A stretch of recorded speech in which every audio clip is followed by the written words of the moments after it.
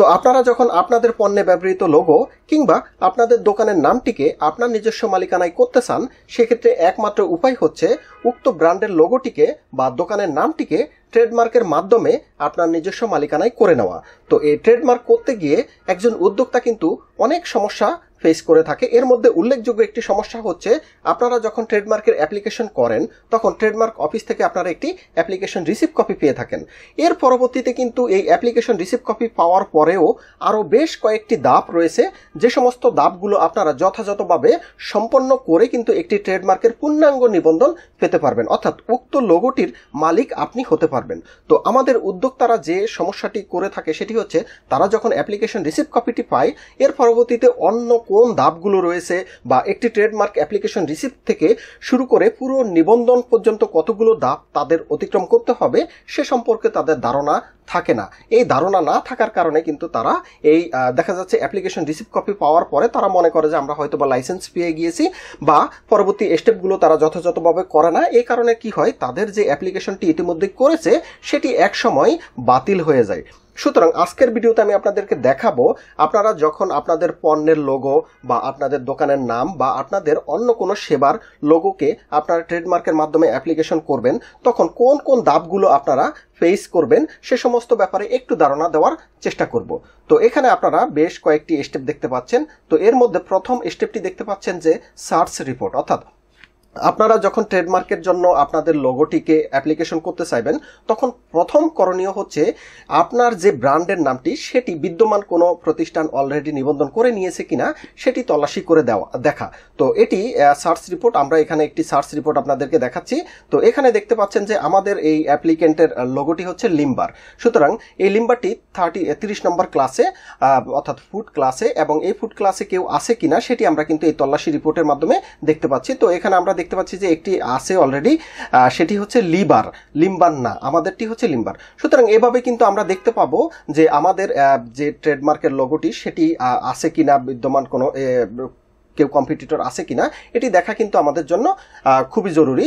সুতরাং এই সার্চ রিপোর্টের মাধ্যমে আমরা যখন আমাদের তল্লাশি প্রতিবেদন পাবো, তার পরবর্তীতে আমরা দ্বিতীয় ধাপে যে কাজটি করি সেটি হচ্ছে এই ট্রেডমার্কের জন্য অনলাইন অ্যাপ্লিকেশন করি। এটি আমরা অনলাইনে ওয়েবসাইটে গিয়ে, শিল্প মন্ত্রণালয়ের ট্রেডমার্ক ওয়েবসাইটে গিয়ে এই অনলাইন অ্যাপ্লিকেশনটি যথাযথভাবে করি, এবং এই অ্যাপ্লিকেশনটি আপনারা খুব যথাযথভাবে করবেন, কেননা এখানে বেশ কিছু গুরুত্বপূর্ণ তথ্য যেগুলো আপনারা প্রপারলি যদি না দেন সেক্ষেত্রে কিন্তু আপনাদের পরবর্তীতে এক্সামিনে গিয়ে এই অ্যাপ্লিকেশনটি বাতিল হয়ে যাওয়ার সম্ভাবনা থাকে। তো এর পরবর্তীতে আমরা যখন অনলাইন অ্যাপ্লিকেশন করব, এর পরবর্তীতে তৃতীয় ধাপে আমাদেরকে অ্যাপ্লিকেশন রিসিভ কপি প্রদান করা হবে। এখানে আমি আপনাদেরকে একটি অ্যাপ্লিকেশন, এই যে লিম্বারের আমরা যখন অ্যাপ্লিকেশন করলাম তখন অ্যাপ্লিকেশন একটি রিসিভ কপি আমাদেরকে প্রদান করা হয়েছে সংশ্লিষ্ট ট্রেডমার্ক অফিস থেকে। তো এর পরবর্তীতে অ্যাপ্লিকেশন রিসিভ কপিটি পাওয়ার পরে কিন্তু আমরা আমাদের লোগোর পাশে টিএম ব্যবহার করতে পারবো, অর্থাৎ আমাদের যে এই লোগো তার পাশে টিএম ব্যবহার করতে পারবো এই অ্যাপ্লিকেশন রিসিভ কপি পাওয়ার পর। তো অ্যাপ্লিকেশন রিসিভডের পরে পরবর্তী ধাপ হচ্ছে এক্সামিনেশন। এটি খুবই গুরুত্বপূর্ণ। আপনার যখন ফাইলটি অ্যাপ্লিকেশনে রিসিভ করবে তার পরবর্তীতে দেখা যাচ্ছে যে 2 থেকে 3 মাসের মধ্যে আপনার ফাইলটি এক্সামিনেশনে আসবে। সেখানে এই ট্রেডমার্কের কর্মকর্তারা আপনার ফাইলটি দেখবে, কোথাও কোনো আপত্তি থাকলে এক্সামিনেশন স্টেজে আপনাকে অবজেকশনের মাধ্যমে আপনাকে সেই আপত্তি সম্পর্কে তারা অবগত করবে। এখানে আমি আপনাদেরকে একটি অবজেকশনের কপি দেখাচ্ছি। তো এই যে এখানে দেখতে পাচ্ছেন যে ট্রেডমার্ক অফিস থেকে আমাদেরকে এই অবজেকশনটি জানানো হয়েছে যে this mark is objectionable under section 8C এবং 10(3) অব দ্য ট্রেডমার্ক অ্যাক্ট 2009, অর্থাৎ ট্রেডমার্ক আইন 2009 8C এবং 10(3) ধারা মোতাবেক আমাদের যে অ্যাপ্লিকেন্ট লোগোটি ছিল সেটির বিরুদ্ধে অবজেকশন এসেছে। সেই কারণে তারা এই অবজেকশন নোটিশের মাধ্যমে আমাদেরকে জানানো হয়েছে এক্সামিনেশন স্টেজে। তো অবজেকশন আসলে সেক্ষেত্রে আমরা আইনজীবীরা সেই অবজেকশনের এগেনস্টে জবাব দেই। সেখানে জবাব দিয়ে আমরা আমাদের ট্রেডমার্ক অফিসকে সন্তুষ্ট করার চেষ্টা করি যে আমাদের এই অবজেকশনগুলো আপনারা যেটি দিয়েছেন সেটি বাস্তব যথাযথ না, এবং সেটি যদি আমরা প্রুভ করতে পারি সেক্ষেত্রে আমাদের ফাইলটি জার্নাল লেটারের জন্য প্রকাশ হয়, অর্থাৎ ট্রেডমার্ক অফিস থেকে আমাদের এই ফাইলটি আর কোনো আপত্তি নেই সেই মর্মে জার্নালে প্রকাশের জন্য একটি সিটি ইস্যু করা হয়ে থাকে। তো এখানে আপনাদেরকে এই জার্নাল প্রকাশের সিটি দেখাচ্ছি। এই যে আপনারা দেখতে পাচ্ছেন জার্নালে বিজ্ঞপ্তি প্রকাশের নোটিশ। তো এটি আমরা যদি অবজেকশন স্টেজটা পাড়ি দিতে পারি সেক্ষেত্রে কিন্তু আমরা জার্নালে প্রকাশের জন্য চিঠি পাবো ট্রেডমার্ক অফিস থেকে। আর যদি আমরা এই অবজেকশন স্টেজে ট্রেডমার্ক অফিসকে সন্তুষ্ট না করতে পারি সেক্ষেত্রে আমাদের ফাইলটি রিজেকশন হয়ে যাবে, অর্থাৎ বাতিল হয়ে যাবে। তো এখানে আপনারা দেখতে পাচ্ছেন এই যে আমাদের ফাইলটি বাতিল হয়েছে এত তারিখের, দেখছেন আপনাদেরকে জানানো যাইতেছে যে উপরোক্ত আবেদনটি নিবন্ধকের আদেশ বলে পরিত্যক্ত বা প্রত্যাখ্যান বলিয়া গণ্য করা হয়েছে। সুতরাং আবার এখানে এই যে অ্যাপ্লিকেশন রিসিভ করার পরে আপনারা যদি এক্সামিনেশন স্টেজে কোনো ধরনের খোঁজ খবর না রাখেন সেক্ষেত্রেও কিন্তু আপনাদের ফাইলটি রিজেকশন হয়ে যাবে। সুতরাং এই ক্ষেত্রে আপনারা সচেতন থাকবেন। তো আমরা যখন জার্নালে লেটারের জন্য লেটার পাবো এর পরবর্তীতে আমাদের এই লোগোটি জার্নালে প্রকাশ হবে।